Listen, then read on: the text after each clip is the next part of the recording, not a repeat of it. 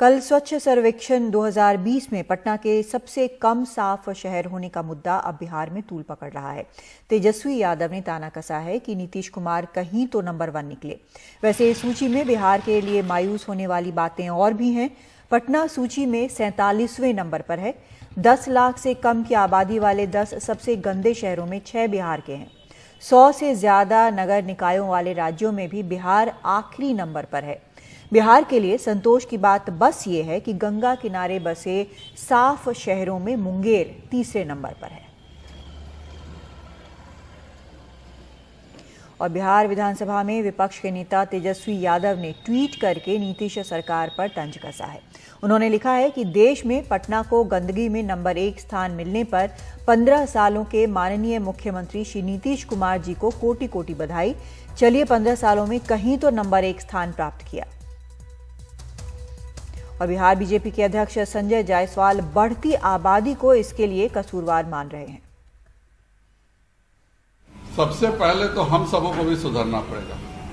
आज बिहार की जनसंख्या 3.4 के रेट से भाग रही है और हम हिंदुस्तान से ऑलरेडी 3 गुने ज्यादा हैं प्रति स्क्वायर किलोमीटर में, और उसके बाद भी हम हिंदुस्तान से 2 गुने रफ्तार से अपनी जनसंख्या बढ़ा रहे हैं। तो उस पर भी देखने की जरूरत है। हमारी और मध्य प्रदेश की आप तुलना नहीं कर सकते हैं। उनकी आबादी हमसे कम है और उनका क्षेत्रफल हमसे 1.5 गुना ज्यादा है। तो ये सब चीजें एक हिस्सा हैं और अभी बाढ़ की परिस्थिति है, चीजें अच्छी बनेंगी, मुझे पूरा विश्वास है।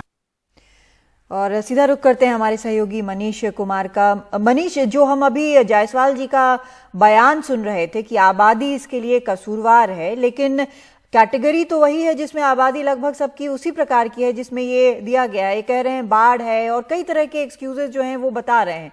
कितना दम है इन सभी बहानों में? नहीं, वो निश्चित रूप से एक हिंदी में एक शब्द होता है बकवास, वो शायद वही कर रहे थे, क्योंकि जो सच्चाई यही है कि 10 लाख से की आबादी से ऊपर के जो अन्य शहर हैं वो अगर पटना से बेहतर हो सकते हैं।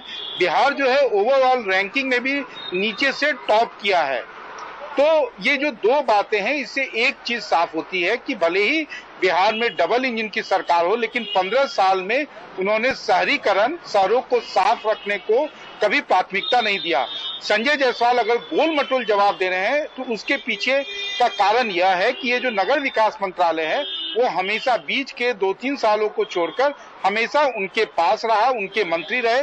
लेकिन जैसे कि पहले भी हमने इस बात पर चर्चा की थी कि जब ताली कप्तान को मिलती है तो एक तरह से गाली भी कप्तान को ही जाती है। और जो बिहार के मुख्यमंत्री नीतीश कुमार हैं, उन्होंने अपने 15 वर्षों के शासन के दौरान राज्यों के अर्बनाइजेशन के ऊपर, शहरों के अर्बनाइजेशन के ऊपर कभी ध्यान नहीं दिया। इंफ्रास्ट्रक्चर को कैसे इंप्रूव किया जाए उसको कभी भी उन्होंने, जिस प्रकार से उन्होंने पहले टर्म में विधि व्यवस्था या ग्रामीण सड़कों को सुधारने का या बिजली की व्यवस्था को पूरी तरीके से सुधारा, वैसा उन्होंने कभी ध्यान नहीं दिया। उसका एक बड़ा कारण राजनीतिक माना जाता है, क्योंकि अधिकांश शहरी इलाकों से बीजेपी के विधायक जीत कर आते हैं, वो उनकी परंपरागत सीट है। और नीतीश कुमार को लगता है कि तो वो आखिर चिंता क्यों करे, विभाग उनके पास है।